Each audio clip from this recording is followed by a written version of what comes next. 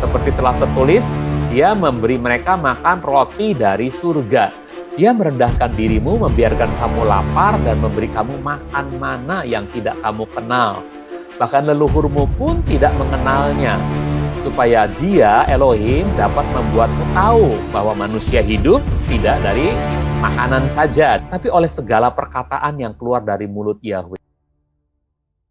Baik, mari kita lihat yang 1 Romawi meja, tapi nomor 5.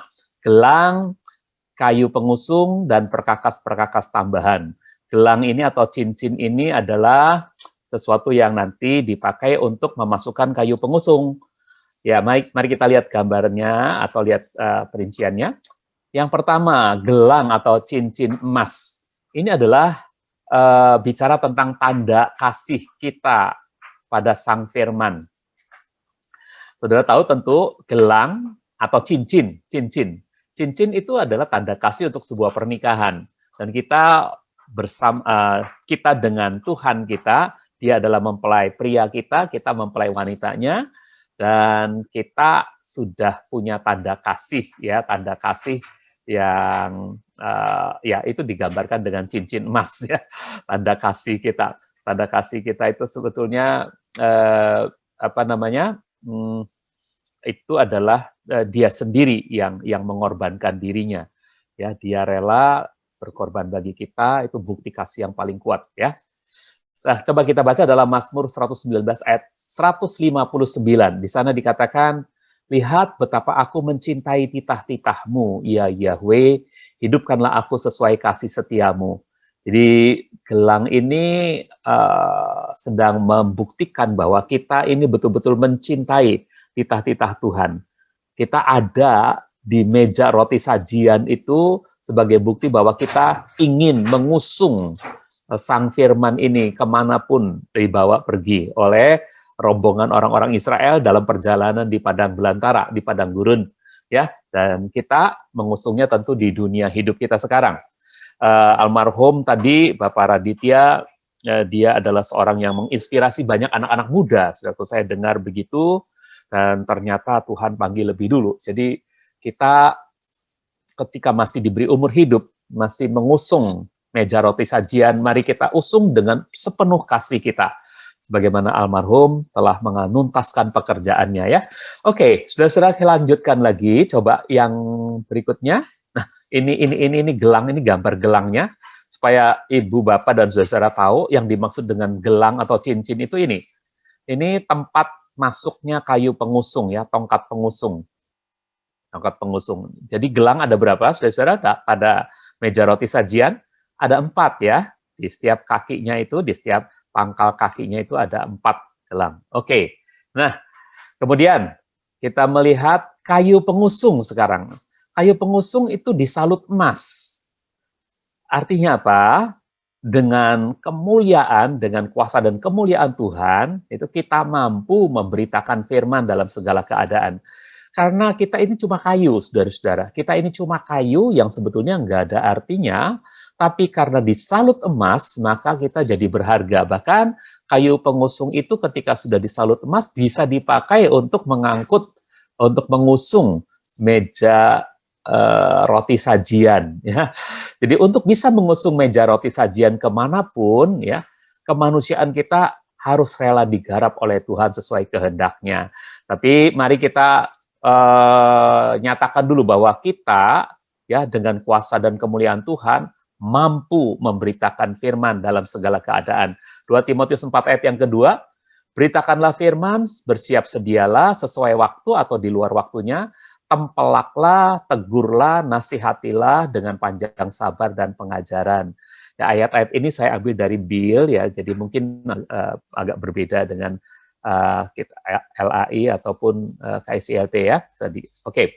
Nah, Bapak dan Saudara, kita melihat bahwa untuk bisa mengusung meja roti sajian kemanapun, kemanusiaan kita itu harus rela lebih dulu digarap, ya, sesuai kehendak Tuhan. 2 Timotius 2 ayat 9, karena Injil inilah, maka aku menderita kesukaran hingga dibelenggu seperti seorang penjahat.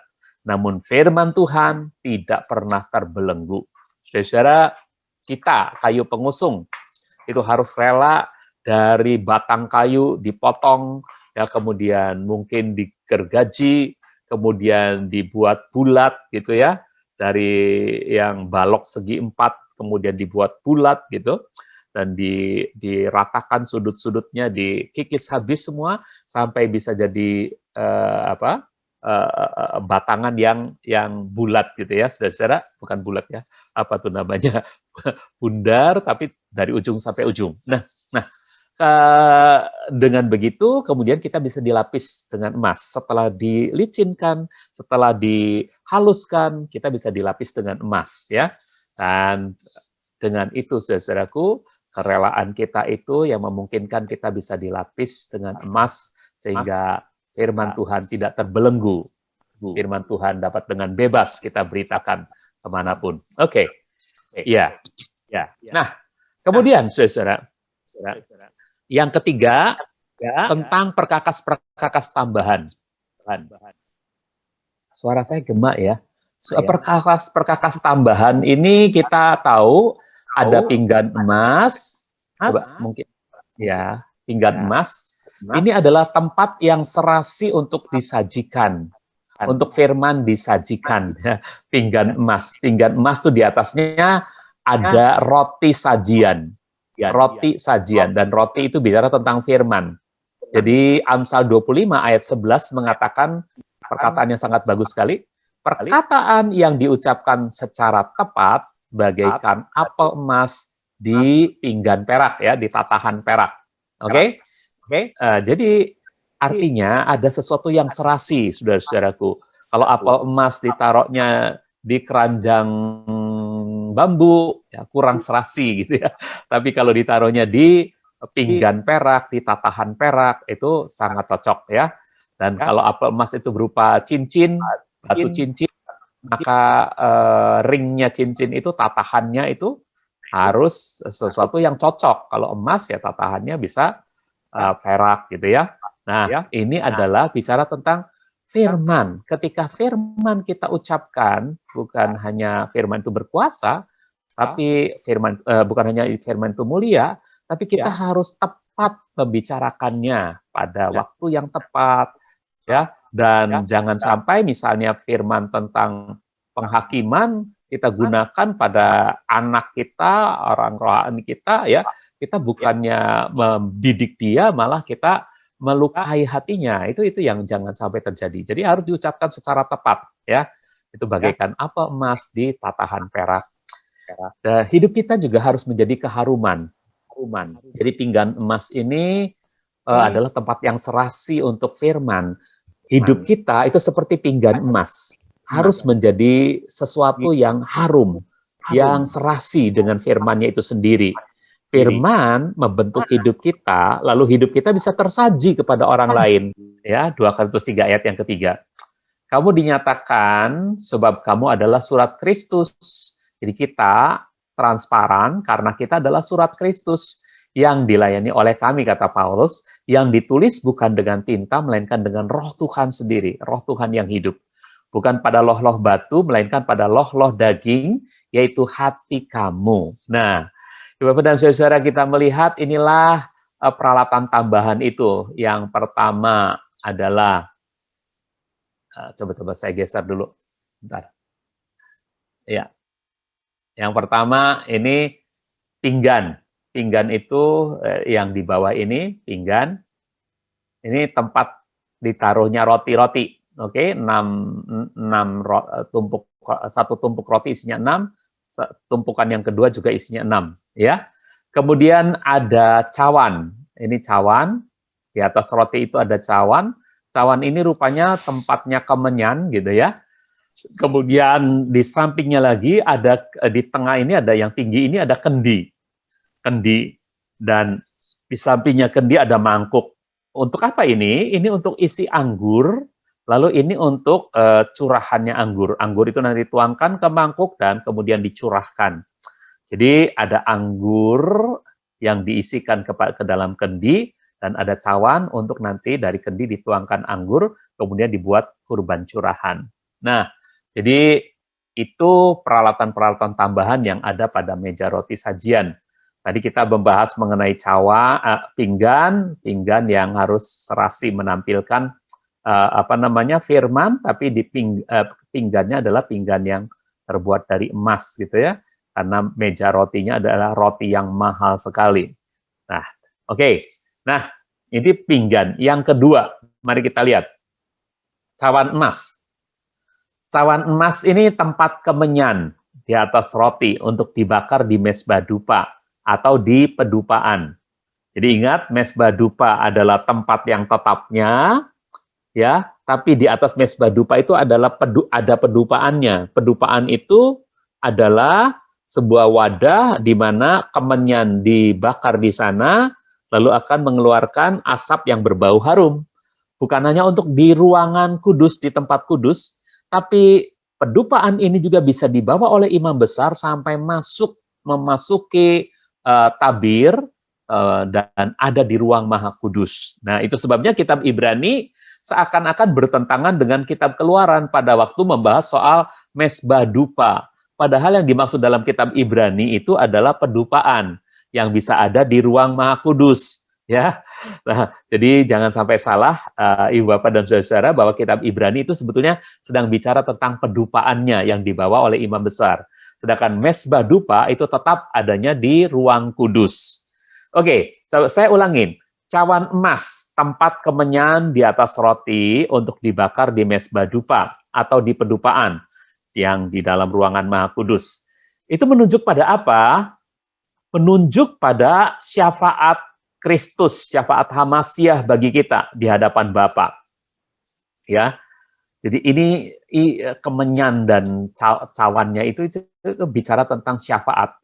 Aku tidak berdoa agar engkau mengambil mereka dari dunia ini. Itu doa Tuhan Yesus, syafaat Tuhan Yesus. Tetapi berdoa agar engkau Bapa melindungi mereka dari yang jahat.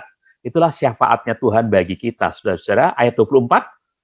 Ya Bapa, aku mau agar di tempat aku berada, mereka yang telah kau berikan kepadaku pun ada bersamaku, supaya mereka melihat kemuliaanku yang telah kau berikan kepadaku, sebab engkau mengasihi aku sebelum dunia dijadikan. Jadi ini syafaat Tuhan Yesus yang sangat luar biasa bagi kita umatnya, saudara-saudara.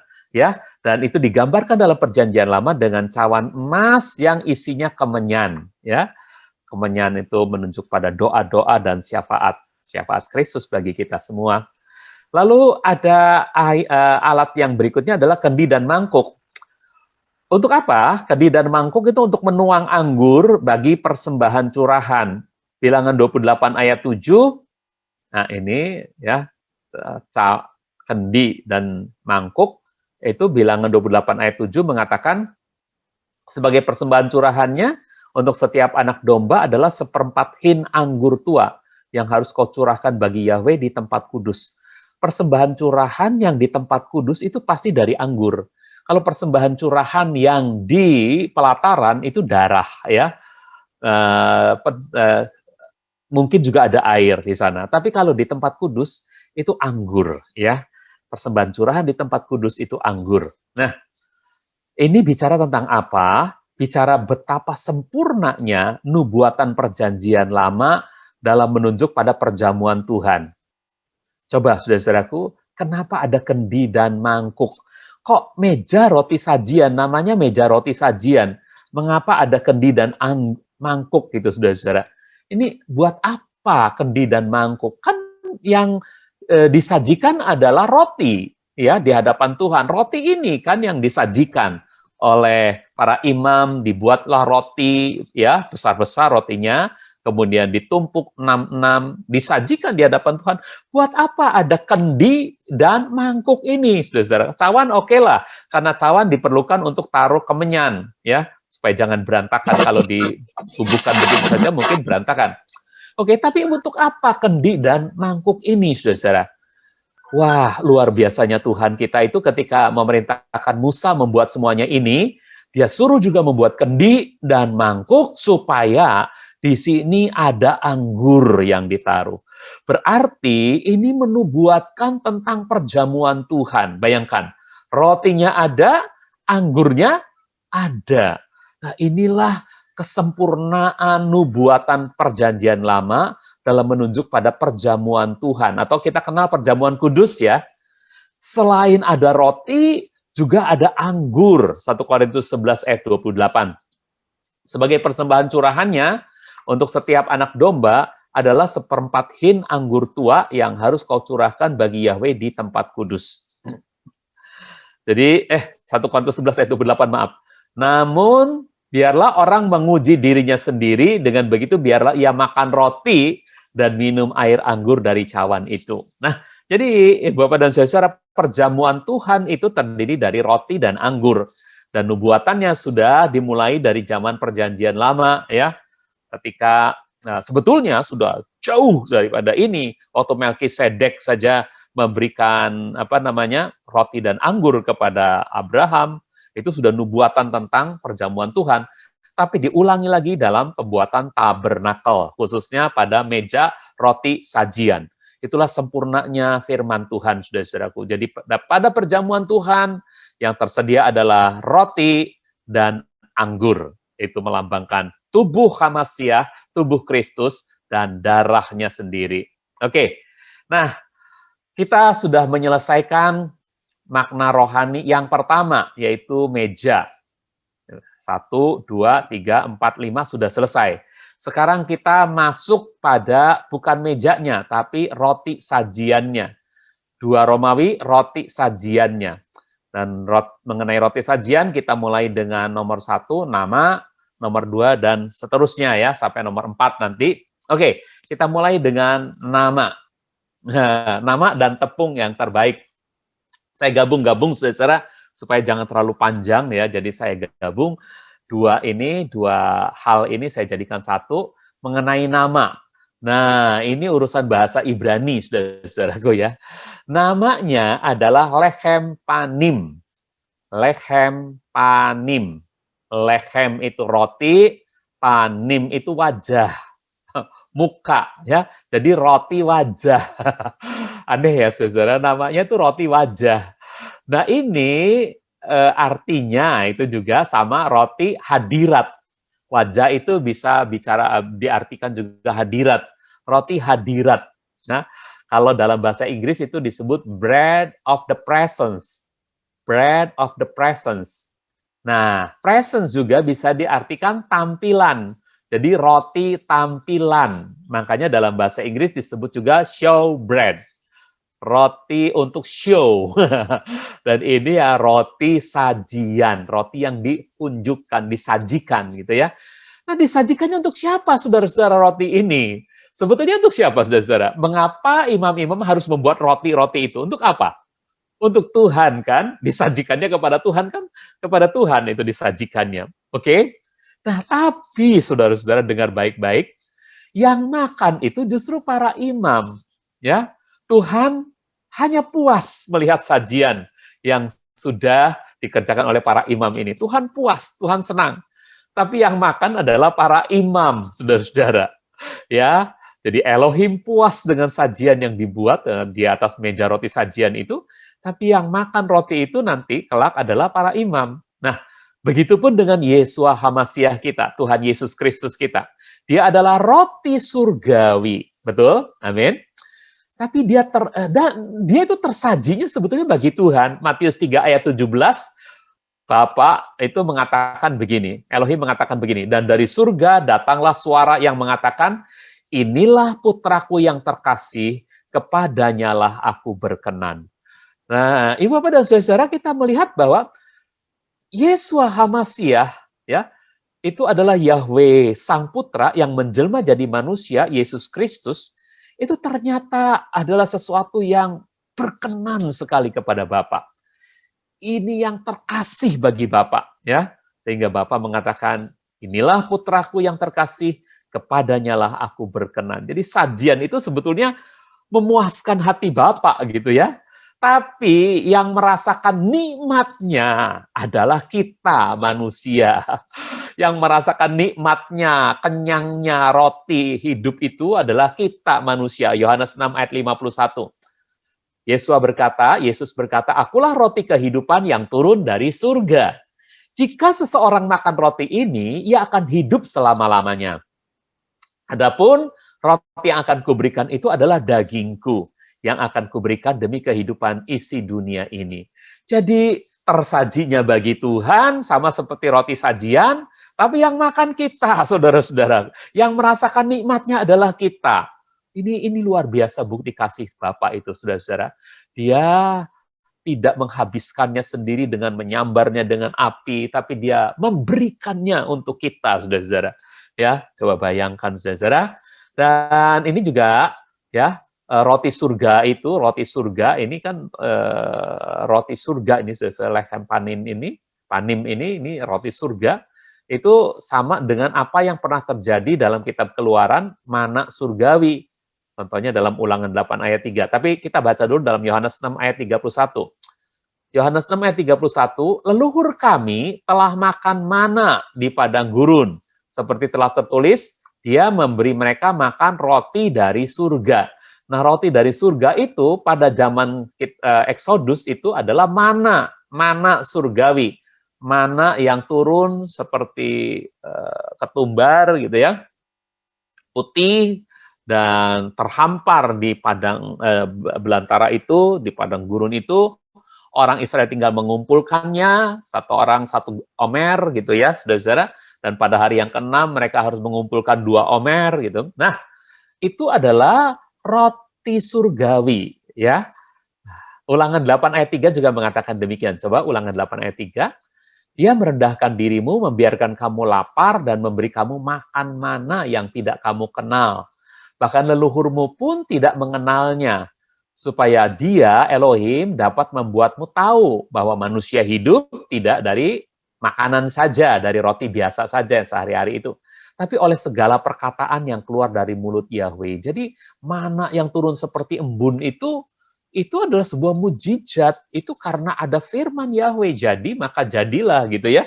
Nah, terjadilah mana turun. Nah, itu adalah roti surgawi yang mereka makan. Dan bagi kita ini maknanya apa, saudara-saudaraku?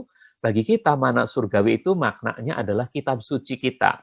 Yeremia 15 ayat 16, firman-Mu telah kutemukan dan aku menikmatinya. Bagiku firman-Mu itu kesukaan dan kegirangan hatiku.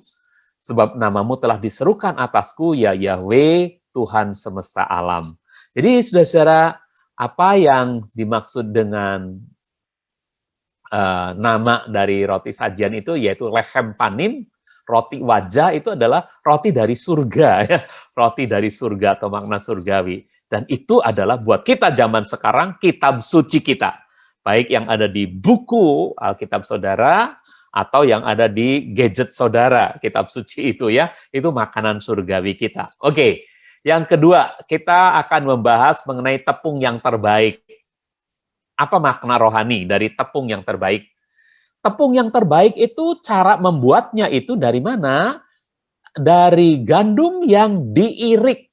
Jadi berkas-berkas gandum itu dipukuli sampai luruh gandumnya, ya, kemudian biji-biji gandumnya mengelupas, lalu ditampi, saudara-saudaraku, ditampi, sekam-sekamnya akan dibuang, biji gandumnya sendiri itu akan digiling. Oke? Dan setelah digiling jadi tepung halus, maka dicampur air dan diadon. Tahu ya diadon ya? Maaf ya adon ada di sini, tapi ini diadon maksudnya dibikin adonan ya. Oke? Diadon. Kemudian setelah diadon, dibentuk ya, bentuknya bundar gitu ya, ya dipipihkan bundar gitu, bukan bulat seperti bola, tapi mulanya mungkin udah seperti bola, kemudian dipipihkan sampai bundar. Nah, setelah itu dibakar, saudara-saudara. Dan itulah tepung yang terbaik yang dibuat roti itu, prosesnya seperti ini. Proses semacam ini sama seperti yang dialami oleh Kristus kita, Hamasiah kita. Ibrani 7 ayat 26 mengatakan imam besar seperti itulah yang kita perlukan. Yang kudus, bagaimana dia dikuduskan? Dipisahkan, saudara-saudaraku. Biji gandum dengan sekam itu harus dipisahkan. yang tanpa salah, tanpa cacat, semuanya ini proses, saudara. Ya, terpisah dari orang-orang berdosa, ini proses. Dan mampu melebihi tingginya langit. Akhirnya jadi tepung halus yang terbaik, yang jadi roti sajian. Jadi mengalami proses. Hamasiah kita mengalami proses, menjadi roti dari surga yang dapat kita makan dan kita nikmati, ya, mengenyangkan hidup kita. Nah, itulah proses. Saudara-saudara, kemudian firman Tuhan itu murni. Jadi tepung yang terbaik itu bicara tentang prosesnya, tapi tepung yang terbaik itu bicara tentang kemurnian dari firman Tuhan, bukan hanya kemurniannya, tapi tepung yang terbaik itu bicara juga tentang terujinya, ya. Oke, jadi firman Tuhan itu murni, saudara-saudaraku, ya. Murni itu Mazmur 18 ayat 31 mengatakan, sebab siapakah Tuhan selain Yahweh? Atau siapakah batu cadas? Oh, saya salah ini. Firman Tuhan murni kok ngambilnya yang ini ayatnya. Mohon maaf, nanti saya akan ganti, saudara ya. Ya, ini saya salah mengambil. Oke. Dan teruji. Firman Tuhan itu teruji. 1 Samuel 22 ayat 31 ini aja dah yang saya bahas ya. 2 Samuel 22 ayat 31. Tuhan itu sempurna jalannya. Firman Yahweh teruji. Ya, dia adalah perisai bagi semua orang yang berlindung padanya. Jadi kalau kita berlindung pada firman Tuhan, maka kita aman karena seperti perisai. Anak panah musuh tidak bisa mengenai kita karena ada perisai pelindung bagi kita. Nah, apa yang dimaksud teruji, saudara-saudaraku? Teruji itu artinya terbukti benar, ya. Terbukti benar ketika mengalami ujian, terbukti benar. Beberapa waktu yang lalu orang mempersalahkan firman Tuhan. Pertama, ketika Capricornus itu mendapati bahwa jumlah bintang di langit menurut teleskop yang dia buat itu kira-kira ada 4.000 katanya. Karena teleskop yang dia buat pada masa itu adalah kemampuannya cuma bisa menghitung bintang di langit 4.000 gitu ya. Lalu ada ayat yang mengatakan bahwa jumlah bintang-bintang di langit itu tidak terhitung. Wah, lalu para ahli sains mereka mengatakan, firman Tuhan tuh ketinggalan zaman. Buktinya bintang itu cuma ada 4.000, kenapa nggak bisa dihitung? Buktinya bisa dihitung tuh pakai teleskop gitu, ya. Nah, ternyata saudara-saudaraku, setelah ketemu teleskop yang lebih canggih lagi, orang bisa menghitung bintang sampai miliaran, masih bisa. Tapi ternyata ketika ada teleskop yang paling canggih, orang mulai bengong-bengong dan bilang, ya ternyata bintang itu nggak bisa terhitung. Tidak terhitung jumlahnya. Berarti firman Tuhan tuh lebih benar dari sains, ya. Kemudian satu kali lagi pernah terjadi peristiwa tentang penemuan arkeologis. Nabonidus adalah raja terakhir dari kerajaan Babel. Lalu orang mulai sinis terhadap Alkitab. Mereka mengatakan Alkitab itu bohong. Alkitab bilang raja terakhir Babel adalah Belsasar. Padahal terbukti di sini di hasil penemuan arkeologis. Tertulis di situ raja terakhir Babylon adalah Nabonidus. Nah, apa yang terjadi, saudaraku? Ketika firman Tuhan hampir dilecehkan, Tuhan membuka sesuatu lagi. Terjadi lagi penemuan di tempat yang lain. Dan di penemuan itu dijelaskan siapa Nabonidus dan siapa Belsasar. Ya, ternyata Belsasar itu adalah anaknya Nabonidus. Ternyata tertulis dalam prasasti itu Nabonidus adalah seorang raja yang lebih senang meditasi gitu ya. Jadi dia tidak mengurusi kerajaannya, dia serahkan kerajaannya pada putra mahkota, dia sendiri tidak mengerjakan pemerintahan, dia sendiri lebih senang bertapa gitu, Saudara. Jadi karena dia sedang bertapa, anaknya yang menjalankan pemerintahan, Alkitab cuma mencatat anaknya yang jadi raja gitu, raja terakhir. Dan pada malam itu ketika sang raja Belsasar melihat ada tulisan Mene Mene Tekel Ufarsin, lalu Daniel mengartikan artinya, dan malam hari itu juga kerajaan itu dikalahkan oleh Persia.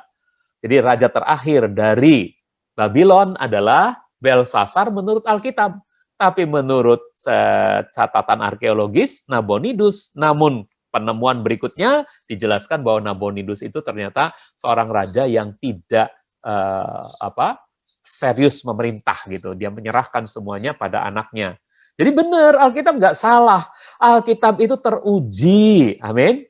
Ya, saudaraku, itu salah beberapa hal mengenai ujian terhadap Alkitab. Oke, yang berikutnya, saudaraku, kita masuk pada bagian nomor 2 dari 2 Romawi, roti sajian.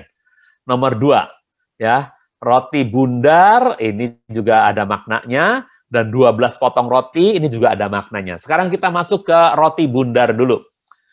Bundar ini bicara tentang sempurna, tiada akhir ya. Kalau cincin yang bundar itu, saudaraku, itu waktu kita memasangkan cincin pernikahan, itu ada makna bahwa kasih kita itu tiada berujung pangkal, tiada berakhir gitu ya. Bulat gitu, bundar gitu, tiada berakhir. Jadi bundar itu bicara tentang sempurna dan tiada akhir. Oke? Kristus itu juga sempurna, ya. Masya itu sempurna, Ibrani 5 ayat 9, sehingga sesudah sempurna, dia menjadi sumber keselamatan kekal bagi mereka yang menaati dia. Siapa manusia sempurna? Hanya Yesus Kristus. Tapi ya dia sempurna ketika dia menjalani kehidupan sebagai manusia, dan dia adalah Tuhan yang bangkit dari kematian. Oke, jadi dia sempurna, saudara.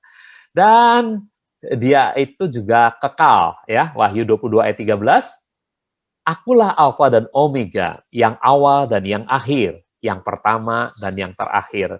Ayat ini sedang menjelaskan bahwa Yesus Kristus adalah Tuhan yang kekal, saudara-saudaraku. Dalam Yohanes 1 ayat 1 juga dikatakan pada mulanya adalah firman, firman itu bersama-sama dengan Elohim, dan firman itu adalah Elohim, ya. Ya, dari sejak semula, saudara-saudaraku, dia itu adalah Tuhan yang kekal. Oke, ya. Nah, Bapak dan saudara, jadi bundar itu bicara tentang Kristus yang sempurna dan kekal. Kemudian bundar itu juga bicara tentang firman Tuhan juga sempurna, saudara-saudaraku, dan kekal. Coba kita lihat, bukan kitabnya ya, kitabnya bisa dibakar orang, oke, tapi isinya, ya, walaupun dihabisi, ya, naskah-naskah asli itu hampir tidak ada, tapi salinan-salinannya tetap ada, ya. Jadi, saudara, manuskrip-manuskrip itu masih ada, walaupun autografnya sudah dilenyapkan oleh manusia. Firman Tuhan itu sempurna dan kekal. Jadi Tuhan preserve, memelihara firman-Nya dengan sempurna. Mazmur 19 ayat yang ke-7. Taurat Yahweh itu sempurna, menyegarkan jiwa. Kesaksian Yahweh itu teguh, membuat bijak orang yang sederhana. Jadi betul-betul firman Tuhan itu sempurna. Kemudian firman Tuhan juga kekal.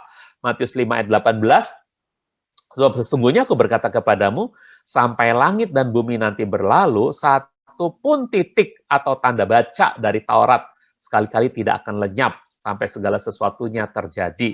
Ya, satu iota, ya, satu yod dan satu keraya itu tidak akan hilang, tidak akan berlalu, ya, tidak akan lenyap. Nah, jadi artinya firman Tuhan itu sempurna dan kekal. Oke. Yang kedua, makna dari 12 potong roti. Saudara-saudara, jangan sampai lupa 12 potong roti itu terdiri dari 2 tumpukan. Masing-masing tumpukan berisikan 6 potong roti. Betul ya? Oke, yuk kita lihat maknanya. Yang pertama, para imam yang memakan roti sajian ini mewakili 12 suku Israel. Nah, jadi 12 potong roti itu bicara tentang 12 suku Israel. Sama seperti apa? Sama seperti 2 buah batu permata di kedua tutup bahu baju efod. Baju efod itu ada bahunya, dan di tutup bahu itu ada masing-masing di kanan 1 permata, di kiri 1 permata. Di setiap permata itu diukir 6 suku Israel. Jadi yang di kanan 6 suku Israel, yang di kiri 6 suku Israel. Jadi sama ya, 6 sama seperti tumpukan roti itu, 6 ya. Keluaran 28 ayat 10 coba kita baca. 6 dari nama-nama mereka haruslah terukir pada batu permata yang pertama. Dan 6 nama yang tersisa pada batu permata yang kedua, menurut urutan kelahiran mereka. Nah, batu permata ini untuk apa? Ayat-ayat yang berkaitan dengan ini menuliskan untuk tutup bahu baju efod. Ya, oke. Jadi artinya imam besar yang pakai baju efod itu menanggung 12 suku Israel ini di pundaknya gitu ya. Oke, nanti itu pada pelajaran imam besar nanti. Oke, sekarang kita lihat saudara-saudara, untuk perjanjian baru itu apa maknanya? Untuk perjanjian baru, saudara-saudara, semua orang percaya adalah imam. Saudara ingat ya, 1 Petrus 2 ayat 9. Ya, ya. Kemudian Wahyu juga mengatakan kita ini imam. Maka kalau kita imam, kalau yang makan roti sajian ini hanya imam, ya, maka kita semua boleh makan firman Tuhan itu. Baik kanak-kanak boleh maupun orang dewasa, tapi untuk kanak-kanak tentunya dia firmannya berupa susu, ya. Dan orang dewasa firmannya adalah makanan keras. Jadi kalau ada firman Tuhan yang agak sedikit keras, saudara, itu makanan saudara yang dewasa. Tapi kalau yang susu-susu itu untuk makanan anak-anak. Tapi dua-duanya itu firman Tuhan, makanan bagi kita semua, ya. Ibrani 5 ayat 12 sampai 14. Ibrani 5 ayat 12, sebab sekalipun dari segi waktu kamu seharusnya sudah menjadi pengajar, namun kamu masih perlu diajari lagi prinsip-prinsip dasar firman Tuhan. Dan kalau saudara terus-menerus belajarnya prinsip dasar firman Tuhan terus, nggak mau belajar tabernakel, nggak mau belajar tentang apa revival dan lain-lainnya, akhir zaman, maka kamu masih membutuhkan susu, bukan makanan keras. Kalau saudara cuman mau dengarnya pengampunan dosa, kalau berdosa, yuk kita minta ampun yuk. Kalau itu terus yang dipelajarin, saudara makanannya bukan makanan keras, ya, masih susu. Tapi nggak apa-apa, ya, saudara-saudara, ya, untuk semua, untuk yang dewasa rohani maupun yang belum dewasa, Tuhan sediakan firman itu. Sebab setiap orang yang masih perlu susu, ia belum cakap dalam firman kebenaran, sebab ia masih kanak-kanak. Tetapi makanan keras adalah untuk orang-orang dewasa, sebab bermanfaat untuk memiliki kepekaan yang terlatih guna membedakan yang baik dan yang jahat. Mengapa kita perlu makanan keras? Supaya kita makin peka, makin terlatih kepekaan kita untuk bisa membedakan, untuk discern the spirit, ya, membedakan roh, membedakan yang baik dan yang jahat, ya. Nah, saudara, jadi ayo kita bertumbuh dalam makanan rohani, ya, saudara. Kemudian yang kedua, mengenai 12 potong roti itu maksudnya apa? 12 suku Israel juga bicara tentang 12 rasul yang memelihara dan mengajarkan firman bagi gereja mula-mula. Jadi, gereja mula-mula itu hidup dalam persekutuan dan dalam pengajaran para rasul. Kisah 2 ayat 42 mengatakan, demikianlah mereka hidup dengan terus bertekun dalam pengajaran para rasul, dalam persekutuan, dalam pemecahan roti, dan dalam doa. Jadi 12 suku Israel bicara juga tentang 12 rasul yang memelihara dan mengajarkan firman bagi gereja mula-mula, ya. Kemudian yang ketiga, ini tentang angka 66, ya, angka 66. Ada 2 tumpukan, masing-masing tumpukan terdiri dari 6 potong, berarti ada angka 6 dan angka 6, ya. Ini juga bicara tentang jumlah buku dalam kitab suci. Ini ajaibnya, buku dalam kitab suci itu terdiri dari 66 buku, ya, 39 buku perjanjian lama. Kalau ujian, saudara-saudara, tabernakel suruh sebut 39 buku perjanjian lama, bisa kan, saudara-saudara? Masa kalah sama anak sekolah minggu, mereka bisa nyanyikan ini. Yang ini yang mereka bisa nyanyikan, ya. Perjanjian baru 27 buku. Ya, anak sekolah minggu mungkin hafal yang ini nih, 27 buku. Tapi saudara harus hafal 39 buku ini, ya, berurutan, ya. Sebagai makanan rohani orang percaya. Jadi ada 66 buku. 39 plus 27, 66. Oke? Nah, itulah makna dari 12 potong roti, ya, 12 potong roti. Dan kita bisa memasuki makna yang ketiga, roti sajian. Untuk makna dari kemenyan dan bobotnya roti. Pak Roy, waktunya apakah sudah habis atau masih ada? Kalau masih ada, saya lanjutkan dikit lagi. Bisa ya? Masih bisa, Om. Bisa ya? Oke, mengenai kemenyan, saudara-saudara, mengenai kemenyan. Kemenyan itu dibubuhkan di atas masing-masing tumpukan roti tersebut. Bisa jadi itu di atas cawannya, ya, di atas cawan di sana, ya. Ya. Kemudian firman Tuhan. Apa sih kemenyan? Kemenyan adalah sesuatu yang bisa berbau harum. Ini untuk penyembahan, untuk hubungan yang semakin dekat dengan Tuhan, ya. Kemenyan adalah sebuah bau harum, bagi sebuah pemujaan itu adalah sebuah bau harum yang menyenangkan, menyedapkan gitu ya. Nah, firman Tuhan itu jadi sesuatu yang menjadi kesedapan bagi kita, kesukaan bagi kita semua. Mazmur 1 ayat 2, tetapi yang kesukaannya ialah Taurat Yahweh dan merenungkan Taurat itu siang dan malam. Jadi adanya kemenyan sedang membuktikan bahwa roti itu bukan roti yang apek, roti yang bau, tapi roti yang wangi karena ada bau kemenyan di sana ya. Jadi roti yang penuh yang membuat kita menyukainya gitu ya. Jadi kesukaan buat kita semua. Mazmur 1 ayat 2 itu kemenyan.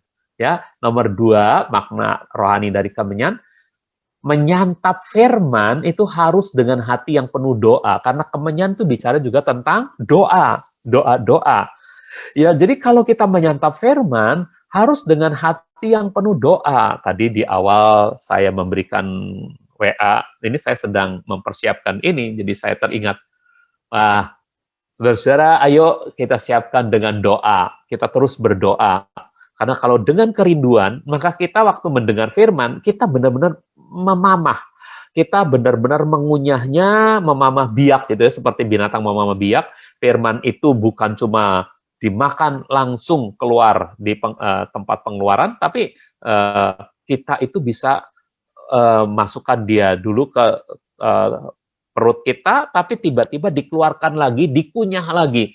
Itu yang namanya memamah biak. Sudah binatangnya memamah biak itu begitu, ya. Jadi sapi kalau dia sudah makan atau domba kalau dia sudah makan rumput, nggak lama kemudian dia bisa mengunyahnya lagi, ya. Kalau monyet ditaruh di kantongnya sini gitu ya. Oke. Nah, kalau binatang-binatang lain dia sudah memamahnya, udah coba mencernanya, tapi dia bisa keluarkan lagi untuk dimamah kembali. Nah, itu namanya merenungkan firman, saudara-saudaraku. Jadi menyantap firman harus dengan hati penuh doa, sehingga kerinduannya itu besar dan direnungkan baik-baik. Bukan cuma dilahap begitu saja firman. Mazmur 119 ayat 147 dan 148. Aku bangun ketika fajar menyingsing. Lihat, orang yang rindu sama firman, fajar menyingsing dia sudah bangun, lalu berseru, aku berharap pada firman-Mu. Mataku tetap terjaga sepanjang waktu jaga malam untuk merenungkan firman-Mu. Pagi-pagi udah makan firman, malam-malam saudaraku dia renungkan kembali. Nah, ini yang akan membuat hidupnya jadi dahsyat, saudara-saudara. Jadi kalau ketika bangun fajar menyingsing, saudara-saudara merenungkan, membaca firman, saudara-saudara, saudara betul-betul menyantap firman dan malam hari sebelum tidur, saudara-saudaraku, bahkan saudara, ya kalau di sini memang terus terjaga ya sepanjang jaga malam, dia betul-betul merenungkan kembali firman, ini hidupnya akan jadi luar biasa. Oke, nah itu karena kemenyan itu punya arti yang kedua adalah menyantap firman harus penuh dengan doa. Oke, yang berikutnya, bobotnya. Nah, bobotnya roti sajian itu ajaib, saudara. Ini perlu saudara ketahui. Bobot setiap potong roti, ya. Setiap potong roti itu terbuat dari 2/10 eva tepung yang terbaik. Berapa ini 2/10 eva?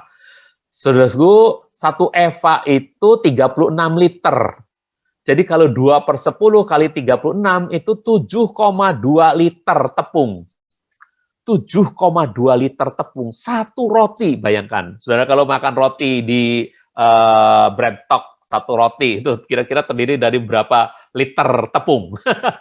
Dari nggak ada 1/4 liter, itu paling-paling 1/10 liter barangkali tepung ya. Tapi ini satu roti 7,2 liter. Itu satu ember kira-kira. 7,2 liter itu ya. Atau ember, bukan ember besar ya. Itu ember kecil gitu, 7,2 liter, saudara-saudara. Ember sedang lah, 7,2 liter. Sebesar itu, sebanyak itu tepungnya, dibuat satu roti, saudara-saudara. Bayangkan, itu artinya apa? Rotinya itu benar-benar berbobot. Ya. Rotinya itu benar-benar berat, saudara-saudaraku. Jadi bobot firman Tuhan itu sangat tinggi. Lebih daripada emas murni. Mazmur 119 ayat 127.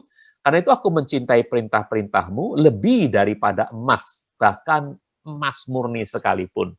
Jadi bobot firman Tuhan itu sangat tinggi, saudaraku. Kalau saudara cari emas di dunia ini, kumpulkan emas di dunia ini, saudaraku, dibandingkan dengan siapapun yang mengumpulkan firman Tuhan, maka bagi Tuhan, di hadapan Tuhan, yang mengumpulkan firman Tuhan itu adalah orang yang lebih mulia, ya, lebih tinggi bobotnya, saudara-saudara. Oke, yang kedua, pada hari ke-6, ya, pada hari ke-6, orang Israel harus kumpulkan 2 omer mana. Jadi mana yang dikumpulkan oleh orang-orang Israel, ada bahasa yang menyebutnya gomer, ya. Tapi dari bahasa aslinya itu omer, saudaraku, bukan gomer, bukan. Kalau gomer itu nama seseorang, ya. Tapi ada terjemahannya pakai kata gomer. Oke lah, enggak apa-apa. Nah, jadi 2 omer. 2 omer ini, atau homer, ya, sama, mana, itu 2 omer itu 2/10 eva. Jadi 1 omer itu 1/10 eva. Kalau 2 omer, 2/10 eva. Jadi pada hari ke-6, orang Israel harus kumpulkan 2 omer mana. Itu artinya apa? Hari ke-6, hari ke-7-nya kan istirahat. Itu artinya hari ke-7 pun kita tetap harus menyantap firman, saudaraku. Ada orang pikir hari ke-7 itu kita nggak perlu menyantap firman, gitu. Harus, karena kita mengambil 2 kali lipat banyaknya pada hari ke-6. Itu untuk apa? Untuk makan hari ke-6 1 kali lipat, 1 kali lipatnya untuk makan pada hari yang ke-7. Jadi hari ke-7 pun kita harus tetap menyantap firman. Keluaran 16 ayat 22, pada hari ke-6 mereka mengumpulkan roti 2 kali lipat banyaknya, 2 omer untuk 1 orang. Seluruh pemimpin jemaat pun datang dan memberi laporan kepada Musa. 1 omer adalah 1/10 eva. 1 omer 1/10 eva. Jadi kalau 2 omer ya 2/10 eva. Sama seperti besarnya 1 roti sajian yang ada di meja roti sajian itu, ya. Itu, saudara. Jadi itu artinya hari ke-7 pun kita harus tetap menyantap firman. Ayat 30. Kemudian, hari raya buah sulung. Nah, pengertian berikutnya, saudara-saudara, mengenai bobotnya ini, hari raya buah sulung. Nah, saudara tahu ada 7 hari raya. Coba kita sama-sama sebut sebentar saja, saudaraku. Yang pertama adalah Paskah, ya. Paskah itu hari kematian Tuhan. Lalu ada hari raya Yahudi, ya. Hari raya roti tidak beragi ini 15 hari, ya. 14 hari, 2 minggu setelah Paskah, gitu ya. Jadi itu hari raya roti tidak beragi. Kemudian yang ketiga adalah hari raya buah sulung. Dalam kitab Imamat itu tertulisnya yang ketiga, hari raya ketiga. Hari raya buah sulung ini adalah hari kebangkitan Tuhan kita. Nah, ya, jadi bedanya cuma pada hari ketiga setelah Paskah. Ya, sedangkan hari raya roti tidak beragi itu masih berlangsung sampai hari ke-15, gitu ya. Oke. Nah, kemudian yang keempat adalah hari raya Shavuot atau hari raya 7 minggu. Hari raya Pentakosta bagi kita. Nah, saudara, yuk kita lihat hari raya buah sulung dulu dalam Imamat 23 ayat 13, ya. Persembahan sajiannya adalah 2/10 eva tepung terbaik yang diadon dengan minyak. Suatu persembahan api-apian bagi Yahweh yang harum dan menenangkan. Dan persembahan curahannya adalah air anggur 1/4 hin. Jadi, di atasnya ini tentang hari raya buah sulung. Di atasnya ayat-ayat ini, ya. Pada hari raya buah sulung ada persembahan sajian. Berapa persembahan sajiannya? 2/10 eva, ya. Jadi sama seperti besarnya 1 roti sajian yang ada di meja roti sajian itu 2/10 eva, ya. Nah, lalu hari raya Shavuot pun begitu, dituliskan tentang persembahan sajian. Di hari raya lain di Imamat 23 itu nggak ditulis, tapi untuk 2 hari raya ini ditulis persembahan sajian, ya. Ayo kita baca ayat 17, ayat 17. Dari tempat kediamanmu kamu harus membawa 2 roti persembahan ayunan, 2/10 eva tepung terbaik yang harus dibakar dengan ragi, 2/10 eva tepung yang terbaik. Ini adalah persembahan sajiannya pada hari raya Shavuot. Jadi ada 2/10 eva, sama, ya, sama. Artinya apa, saudaraku? Artinya persembahan sajian itu harus 2/10 eva. Nah, buat kita maknanya apa? Setelah kebangkitan dan Pentakosta, gereja bergumul dengan firman, itu harus 2 kali lipat daripada sebelumnya. Saudara, kalau orang Israel ngumpulin mana, Itu setiap hari hanya 1/10 eva, hanya 1 omer. Ingat? Tapi setelah terjadinya kebangkitan dan Pentakosta, maka gereja harus mengumpulkan 2 omer, 2 kali lipat daripada sebelumnya. Sebab apa? Sebab firman bukan saja untuk santapan dia sendiri, tapi juga untuk dibagikan kepada orang lain. Kisah 1 ayat 4, dan ketika berkumpul bersama, dia memerintahkan kepada mereka agar tidak pergi ke Yerusalem, tapi menunggu janji Bapa yang telah kamu dengar daripadaku. Waktu menunggu di Yerusalem itu, mereka tetap memecahkan roti, saudara-saudaraku. Mereka harus makan roti ya, berkumpul bersama ini. Ini setelah kebangkitan nih. Lalu setelah Pentakosta apa yang terjadi? Kisah 2 ayat 42, demikianlah mereka hidup dengan terus bertekun dalam pengajaran para rasul, dalam persekutuan dan dalam pemecahan roti. Jadi kita melihat bahwa setelah kematian dan kebangkitan Yesua, berita firman itu harus lebih disebarluaskan, dan kita sendiri harus diisi oleh firman, tapi kita juga harus bisa membagikan pada orang lain. Itu sebabnya 2 kali lipat bobotnya daripada pencarian kita, atau orang Israel makan mana hanya 1 omer 1 hari. Oke, nah saudara-saudaraku, selesai sudah 2 Romawi, roti sajian, bagian yang ketiga. Bapak Yahweh dalam Tuhan Yesus HaMasiah memberkati kita semua.